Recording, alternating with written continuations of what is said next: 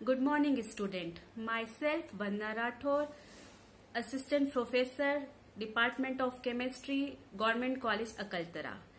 आज जो मैंने टॉपिक लिया है वो MSc second semester paper second organic chemistry से लिया गया टॉपिक है।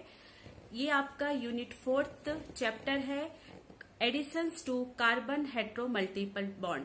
इससे मैंने बहुत इंपॉर्टेंट नेम रिएक्शंस लिया है, जिस रिएक्शंस का नाम है मैनिच रिएक्शंस। तो आज हम इसके बारे में पढ़ेंगे।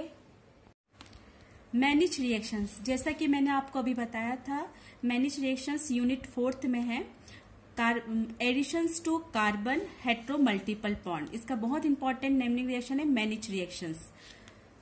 Formaldehyde on condensations with an amine and an active methylene compound gives a product which is called Mannich base. This reactions is called Mannich reactions.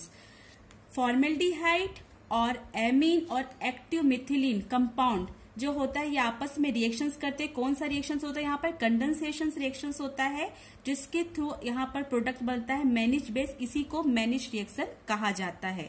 अब हम रिएक्शंस देते हैं। यहाँ पर मैंने लिया acetophenol C6H5C double bond O CH3।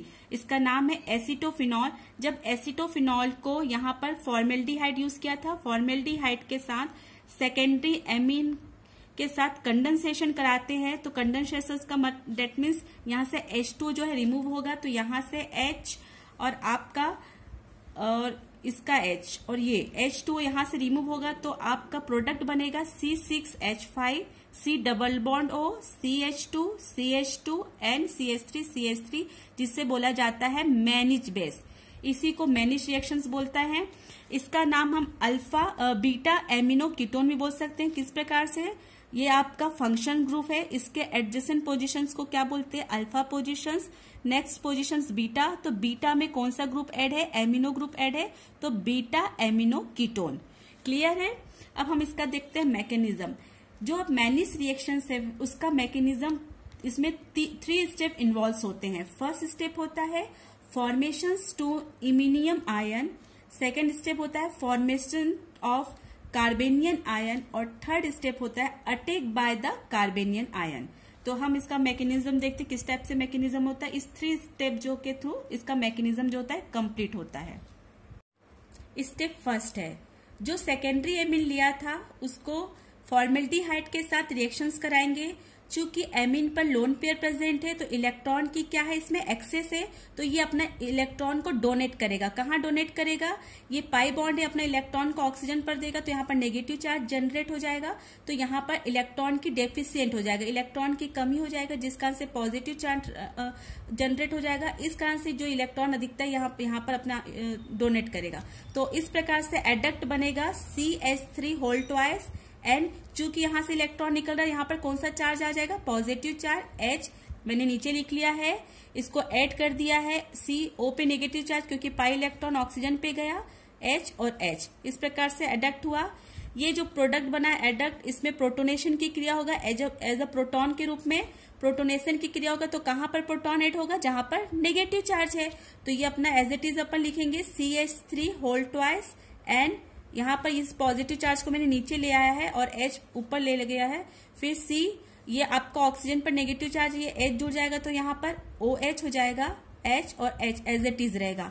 उसके अगले स्टेप में क्या होगा? नेक्स्ट स्टेप में डिहाइड्रेशन H2 निकलेगा, तो यहाँ से इजिली मैंने ये H2 यहाँ से निकल जाएगा, और जो रिमेनिंग कंपाउंड है वो क्या बचेगा? CH3 whole twice, and N पे पॉजिटिव चार्ज है, यहाँ पर कार्बन की वैलेंसी सेटिस्फाई करने के लिए डबल बॉन्ड जनरेट हो जाएगा CH।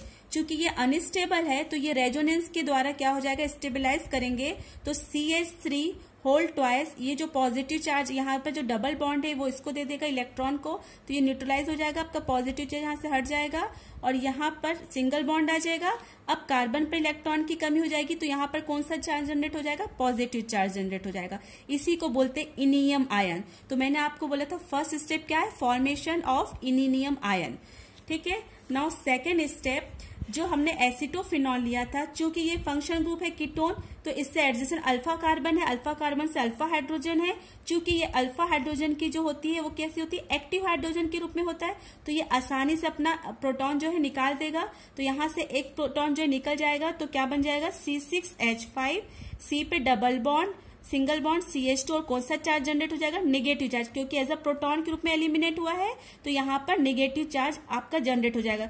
चूंकि ये अनस्टेबल है इसलिए रेजोनेंस के द्वारा ये स्टेबल कंपाउंड बनाएगा, तो C6H5 और ये ऑक्सीजन अपना डबल बॉन्ड दे देगा, तो यहाँ पर नेगेटिव चार्ज, और ये जो नेगेटिव आयन है यहाँ पर आ जाएगा तो यहाँ पर डबल बॉन्ड, तो ये आपका रेजोनेटिंग स्ट्रक्चर बनेगा। परंतु हमको रिएक्शंस में कार्ब एनायन का ही देखना है तो हम इसी का यूज करेंगे।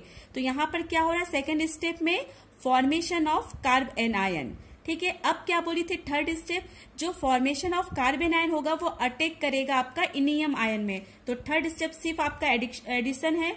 तो जो हमारा बना हुआ है कार्बन आयन, ये आपका कार्बन आयन बना है, और आपने जो बनाया था इनियम आयन, वो इनियम आयन, ये दोनों क्या, यहाँ पर नेगेटिव चार्ज है कार्बन आयन पर, या एज ए न्यूक्लियोफाइल की तरह बिहेव करेगा। इलेक्ट्रॉन की डेंसिटी यहाँ पर ज्यादा है तो कहाँ पर अटैक करेगा, जहां पर इलेक्ट्रॉन डेफिशिएंट होगा, जहां पर इलेक्ट्रॉन की डेंसिटी कम होगा।